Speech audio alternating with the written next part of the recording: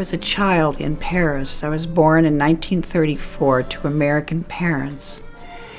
And my father and mother met in France and decided to remain there to live. My mother was originally from a little town in northern Maine. My dad was a New Yorker, and he was a Jewish. He didn't practice Judaism, but his whole family was Jewish, and that was his heritage. Because of the way it was in those days, there were the poor, and then there were the people that were not poor. There was really not much of a middle class. So I had a nanny, and my nanny was Germaine, and I dearly loved her, and I spent a lot more time with Germaine, who wore a black uniform with a white apron and only spoke French. And I was very close to her, because we spent our entire days together. The Germans invaded Poland on September 1st, 1939. I had just turned 5 years old. And somehow a decision was made, and I don't know how. I was sent to America. On September 10th, I was on a ship, the SS Washington, an American ship out of Le Havre, with a woman I'd never really met before, Madame Selby. She was really an American. Her name was not Madame, it was Mrs. Selby, I think. But anyway, I called her Madame Selby. And she had this little dog, and I love dogs, so I was willing to go with this perfect stranger and her dog, as long as I could walk the dog on the deck.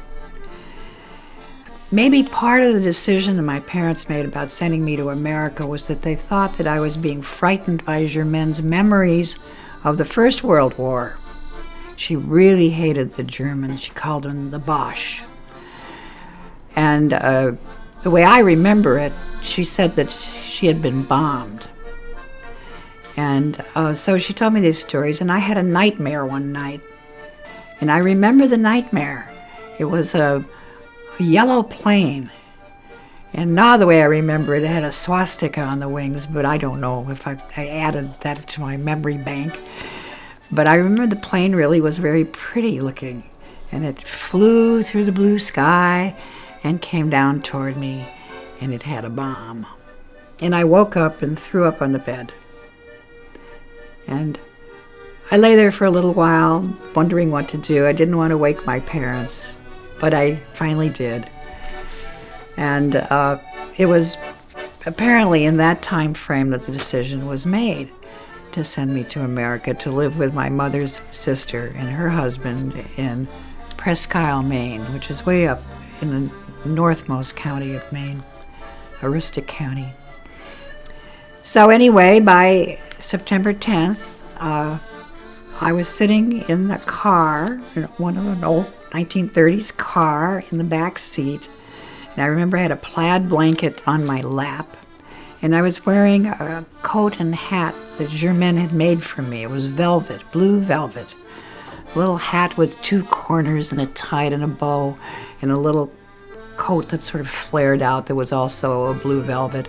And I had on an ermine collar, a real white ermine, with a little hook, so his little nose hooked to the little hind end, and the little tails with a tail with black tip that hung down.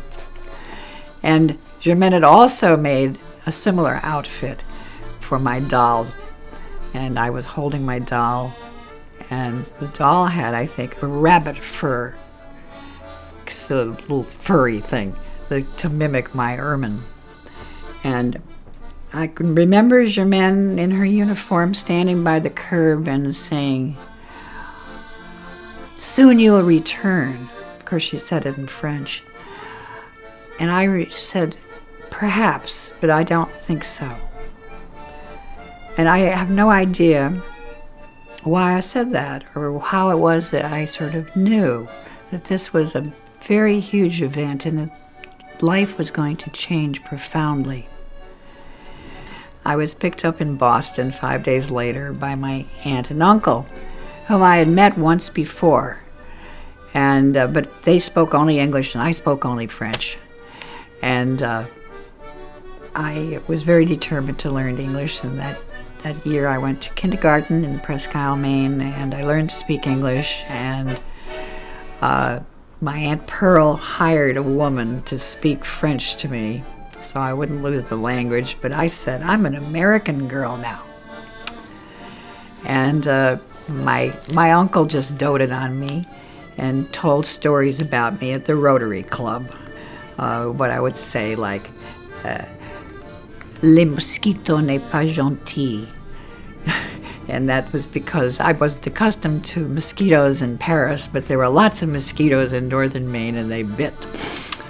July 16th and 17th, 1942, when over 13,000 Jewish families were rounded up and imprisoned in the Velodrome. The French police did this. The French government, as you may know, had capitulated to the Germans, who had invaded in 1940. I had missed them by about 6 months, because by June 9th of 1940, they'd come into France. So the occupation had been going on for 2 years. So these Jewish families were rounded up, and this is by the French government. This is not by the German occupiers. This was a French idea. And the children were separated from their parents, and then they were put on trains and transported to concentration camps where they were gassed.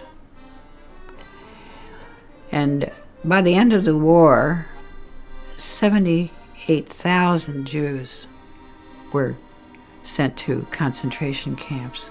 And of those 78,000, only 2,500 returned. So if I had been born a French child, I would have been there. My father was Jewish. I would have likely been one of those children.